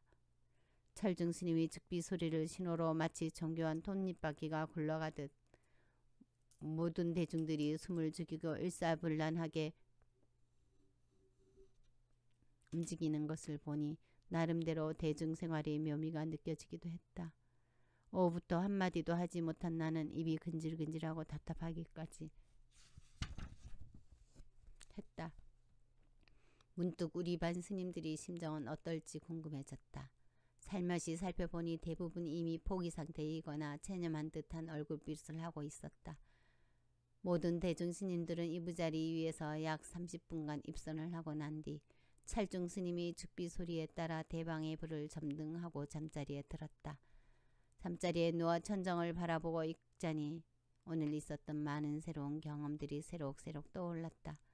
특히 입방식 때 내가 저질렀던 큰 실수를 생각하면 아직도 가슴이 두근거렸다. 또한 마음 한켠에 남아있는 지객도정 스님이 힘없는 모습이 지워지지 않아 착잡한 기분을 떨칠 수가 없었다. 내일은 또 어떤 일들이 나를 기다리고 있을까. 문풍지를 울리는 거센 바람과 함께 삼경의 그 슬픈 종소리가 내 가슴 속으로 하염없이 파고들었다. 연불연습. 입방 이후 우리 3위반은 한 달가량 습의를 강행했다. 사교반의 율사인 정호 스님이 가르침 아래 연불 습의와 가사 및 장삼 습의, 바루 공양 습의 등을 반복하여 몸에 익혔다. 몸은 물에 젖은 솜처럼 피곤했고 한 달이라는 시간이 어떻게 흘러갔는지도 못 느낄 지경이었다.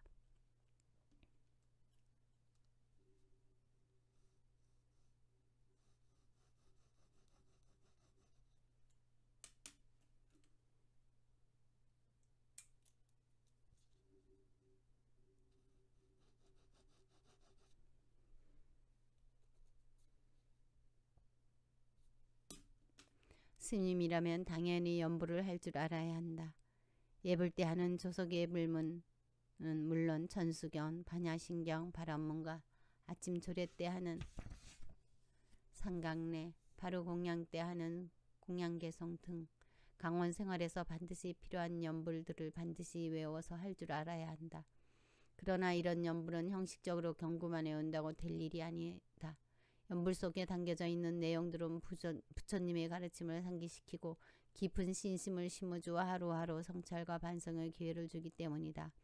게다가 매일매일 반복해서 외워야 하는 연불은 대중생활에서의 합심과 통일된 의식을 기르고 규칙적인 생활로 인도해준다. 또한 잡념을 없애주고 하나의 작은 생각도 놓치지 않게 마음을 잡아주어 빠르게 수행력을 길러주기도 한다. 때문에 매일 연불을 한다는 것은 경구의 의미를 마음 안에 깊이 새기고 태굴심이 일어나지 않게 하는 처방인 셈이다. 기억력이 좋아진다거나 목소리가 좋아진다는 부수적인 혜택도 있지만 연불은 그 자체만으로 스님들이 갖추어야 할 필수 요건인 셈이다. 첫 방부를 들인 우리들 역시 연불 연습을 해야 했다. 이미 행자 생활을 통해 기본적인 연불은 할 줄 알았지만 각 지방에서 모여든 스님들의 연불은 지방색이 섞이면서 조금씩 다른 톤으로 연불을 구하사 하기 때문에 총림사에서 연불을 다시 배워야 했기 때문이다. 거기다 혼자 목탁을 때리며 연불을 할 때와는 상황이 매우 다르다. 혼자 할 때는 조금 느리거나 빠르게 해도 경문을 외우는 것은 충분하다. 그러나 대중들과 한 몫이를 해야 하는 연불은 어느 구절에서 숨을 가다듬어야 하는지 운율을 배워야 하고 혼자만 목소리가 튀지 않게 음의 높낮이도 맞춰야 한다. 그러다 보면 어느 대목에서 목탁이 내려지고 절을 해야 하는지도 자연히 배우게 된다. 출가한 지 얼마 되지 않은 데다 총림사 강원에 갓 입방한 우리들에게 연불 연습은 매우 중요했다.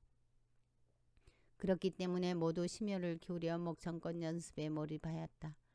함께 계곡에 모여 소나무를 스승삼아 마주보며 열심히 창불할 때면 연불 연습이 결코 쉽지 않다는 것을 알 수 있었다. 각인 스님과 나는 한조가 되어 연불 연습을 했다. 계향, 정향, 해향, 해탈향, 해탈지, 견향, 광명운대. 스님, 거기 다시 해봐요. 광명 부분 말이여유. 그래요? 그럼 다시 광명운대 주변. 에이, 스님 거기 그렇게 하면 안 되잖아요. 광명 부분을 아래에서 위로 광명운대 주변 법계 이렇게 해야 하잖아요. 안 그래요? 연습하기는 하지만 내 이마는 진땀이 피어났다. 아무리 생각해도 각인 스님의 연불이 옳은지 틀린지 알쏭달쏭했기 때문이다. 그런가요? 어휴 바보같이. 에이 뭘 그걸 갖고 그래요. 잘하고 있는데 더 잘하시라고 그러는 거요. 자 다시 해봐요. 예. 각인 스님은 두꺼비처럼 큰 두 눈을 끔뻑이며 꼼꼼히 나의 연부를 틀어주었다. 계곡 저편에서는 현우 스님과 대경 스님이, 반대편 돌무더기 아래에서는 무량 스님과 진호 스님이 연불 연습을 하고 있었다. 방장 지문 스님과 광진 스님은 보이지 않았다. 아마 어딘가 숨어서 연습을 하고 있는 것 같았다. 그런데 개울 건너편에서 무량 스님과 진호 스님이 다투는 목소리가 들려왔다. 저희들이 참된 성품 등지 없고 무명 속에 뛰어들어 나고 죽는 그 다음이 뭐더라? 무량 스님이 목소리를 낮추며 진호 스님을 쳐다보았다. 뭐긴 뭐예요. 나고 죽는 물결 따라 삼보전의 원력 빌어 일심참회에 하옵나니 잖아요. 틀릴 수도 있는 거지 뭘 그렇게 짜증은. 참나. 내 참 어이가 없어서 이 스님이 까마귀 고기를 잡섰나. 수백 번을 가르쳐줘도 틀린데 또 틀리고 안 틀린데 골라 틀리고 이거 원 진전이 있어야지 진전이. 나 참 그러는 진호 스님은 얼마나 잘하는데 어디 두고 볼 거요. 두고 볼 시간에 발언문이나 제대로 외우세요. 진호 스님은 급기야 무량 스님에게 등을 돌리고 계곡 아래로 뛰어내려갔다. 으이구 호랑이도 내 저것한테 으유 참 인욕 바라밀이 성질 죽인다. 죽여. 흥분을 못 이긴 진호 스님은 울그락불그락 얼굴로 곁에 있는 소나무를 발로 힘껏 걷어찼다. 진호 스님과 무량 스님은 언제나 물과 기름과 같다. 지난 한 달간의 수비 과정 내내 좀 잠잠하다 싶으면 옥신각신 엉성을 높였고 충돌할 것 같다 싶으면 다시 잠잠하기를 반복했던 두 스님은 마치 전생의 원수를 만난 듯했다. 각인 스님과 나는 그들이 모습을 보며 배를 움켜잡고 웃고 있다가 퍼뜩 정신을 가다듬었다. 사실 두 스님이 충돌을 지켜보며 웃을 때가 아니었다. 당장 예불문이 고조 장단도 못 맞추고 쩔쩔매고 있는 나 역시 발언문까지 다 외우려면 까마득했기 때문이다. 그런가 하면 대경 스님과 현우 스님은 화합이 살랜다.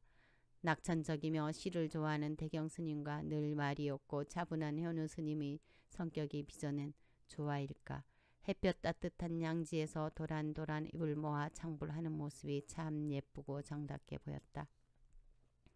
우리가 이렇게 빠듯한 일과 중에서 귀한 시간을 쪼개 열심히 연불 연습을 하는 데는 나름의 이유가 있다.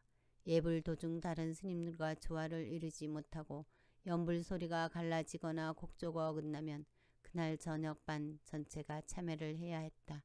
뿐만 아니라 이따금씩 윗반 스님들이 일일이 자리에 한 사람씩 불러다 연불을 잘 배웠는지 운율과 음의 고정 전단이 바른지 확인했기 때문이었다. 더욱 힘든 것은 개인 테스트에 합격하지 못할 경우 대방 중앙에 모셔진 작은 불단에서 전 대중이 보는 가운데 108번의 절을 하며 참회를 해야 했다. 외우고 익혀서 잘한다면 문제가 되지 않지만 기억력이 좋지 않거나 목소리가 좋지 않은 스님은 자칫 총림사에서 맞는 첫 한 절의 절반이 참회로 이어진다. 그래서 필사의 과거로 연불 연습에 몰두하는 것이다.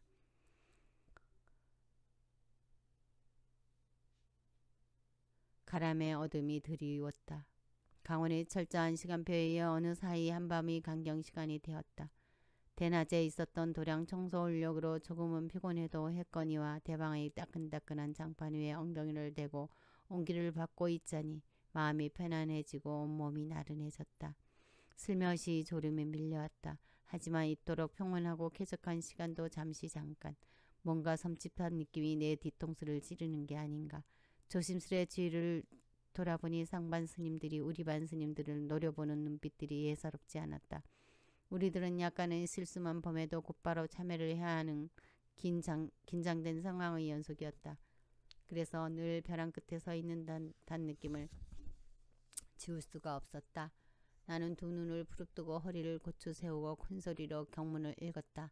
이렇게 눈치가 빨라진 것은 소심한 내가 대중생활이 아직 몸에 배어있지 않기 때문에 드는 압박감의 산문일 것이다. 내 예감은 빗나가지 않았다. 느닷없이 상반 스님이 우리 반 최고 좌차인 지문 스님을 책상 앞으로 불렀다. 언젠가는 치러야 할 연물 테스트였지만 하필 오늘 저녁이라는 사실이 끔찍했다. 지난주에도 갑작스런 상반 스님의 연불 테스트에 우리 반 모두 참여를 했던 일이 있었다. 그리고 다음번에는 전원 합격하리라고 약속을 했던 테스트가 하필 오늘로 닥친 것이다. 상반 스님은 환갑을 머지않은 지문 스님을 향해 말했다. 발언문 외워보세요. 예? 시방 3세 부처님과 8만 4천 큰 법보와 보살 성문 스님 내내께 지성귀하옵나니 자비하신 원력으로 굽어 살펴주시옵소서. 저희들이 참된 성품 등지없고 지문 스님은 나이를 떠올리기 어려울 정도로 놀라운 기억력을 발휘하여 발언문을 줄줄 외웠다. 예, 됐습니다. 그럼 다음 자차 1위로 보내주세요. 예. 우리들에게 백시로 통하는 지문 스님은 무난히 합격하였다. 나이도 잊은 채 회색이 도는 표정으로 자리에 돌아오며 손가락으로 V자를 그려 보이는 폼이 마치 고등고시의 합격이라도 한 듯 의기양양한 모습이었다. 다음은 광진 스님 차례였다. 큰 바위 같은 덩치로 자리에서 일어나 상반 스님에게로 씩씩하게 걸어가는 모습이 퍽 자신감이 넘쳐 보였다. 스님은 예불문부터 해보세요. 예. 계향, 정향, 해향, 해탈향. 광진 스님의 우렁찬 연불 소리가 금강정 가득 메아리쳤다. 목소리가 너무 커도 문제가 되는 것일까. 대방의 모든 제동질이 광진 스님의 연불 소리에 귀를 막으며 얼굴을 찡그렸다. 광진 스님에게 예불문을 지킨 상반 스님 역시 오만상을 찡그리고 책상을 두드리며 연불을 중단시켰다. 스님, 그만하세요. 광명운대 주변 법계 자신이 목소리에 자신이 도취된 걸까. 광진 스님은 상반 스님이 말을 듣지 못한 것 같았다. 그래서 상반 스님이 목소리를 조금 더 높였다. 스님, 그만하라고요. 그만. 예, 그만하라고 예. 예? 그만하라고 예? 스님은 지금 그걸 연불이라고 하고 있는 거요. 자신감이 가득 차 있던 광진 스님은 아직도 상황 파악이 제대로 되지 않은 모양이었다. 물끄러미 상반 스님을 바라보며 두 눈을 끔뻑거리고 있을 뿐이었다. 연불을 연불답게 고구정령하게 해야지. 돼지멱을 따는 것도 아니고 고래고래 고함만 지르면 되느냔 말이오. 게다가 소리만 크지 의의 고조가 없지 않소. 가사 장삼 수시하고 참여하세요. 예, 상반 스님이 참여하라는 말도 칭찬으로 들리는 걸까. 광진 스님은 그 말을 듣고도 화난 표정이었다. 더더욱 광진 스님의 연불은 지난 테스트에도 목소리가 너무 크다고 참여를 받았었다. 그런데 이번에도 같은 지적으로 참여를 받은 것이다. 연습할 때 보이지 않더니 깊은 산자락에서 발성 연습이라도 하고 온 것이 아닐까 하는 의구심마저 들었다. 광진 스님에 이어 무량 스님과 진호 스님, 현우 스님과 대경 스님이 무사히 테스트에 합격하였다. 나는 내 차례가 조금씩 다가올 때마다 박마징이질하는 치는 가슴을 간신히 억누르며 마음속으로 경문을 외우고 또 외웠다. 드디어 내 차례가 되었다. 스님 본명이 지원이지? 예, 지원입니다. 자상한 미소와 함께 변명부터 물어보는 상반 스님에게 일말의 선처라도 기대하듯 나는 밝게 웃음을 지어보며 대답했다. 그러나 마음 한구석은 벼랑 끝에서 지푸라기를 잡고 있는 기분이었다.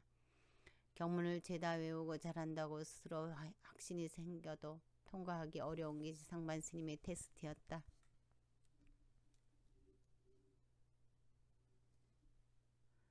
하늘같은 상반 스님 앞에 풀려가 무릎을 꿇고 얼굴을 마주대고 연불을 해야 하는 것은 내게 너무도 긴장되고 숨이 막히는 일이었다. 더구나 혼자서 연불을 할 때에는 잘 되어지고 슬슬 나오는 연불이 윗반 스님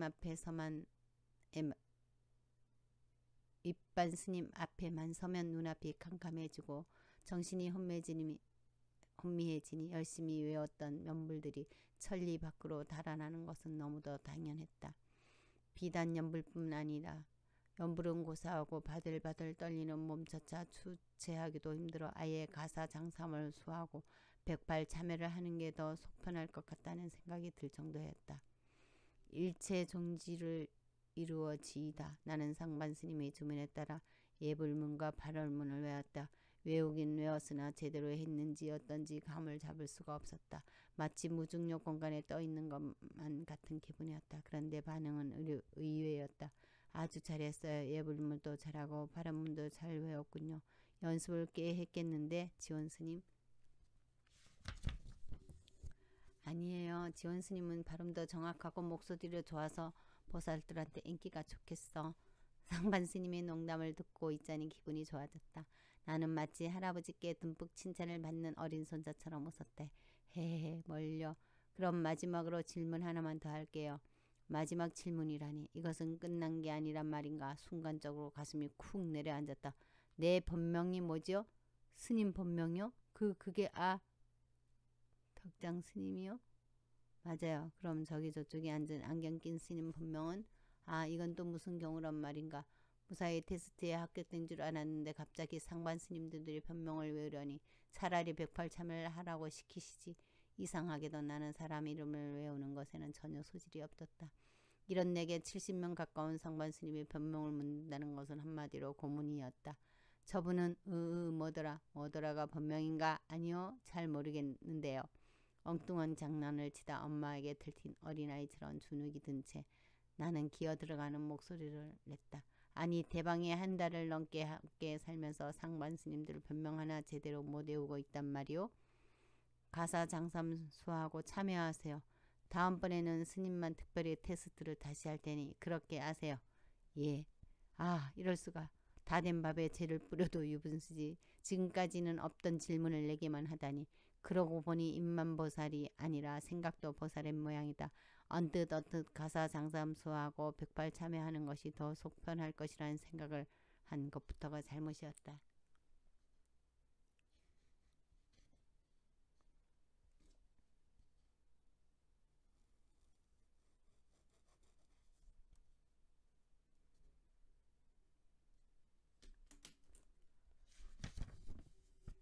나는 강진 스님과 함께 자복을 흠뻑 접시며 이를 악물고 108 참여를 했다. 아무리 그래도 억울하기만 했다. 왜 유독 나만 연불 테스트 이외의 질문으로 이렇게 참여를 해야 한단 말인가. 그날 이후 나는 내게 없는 이름 외는 소질을 아예 개발하기로 작정했다. 그러기 위해서 밤낮으로 연습장에 수백 번씩 상반 스님들의 변명을 쓰고 외우고 또 외웠다.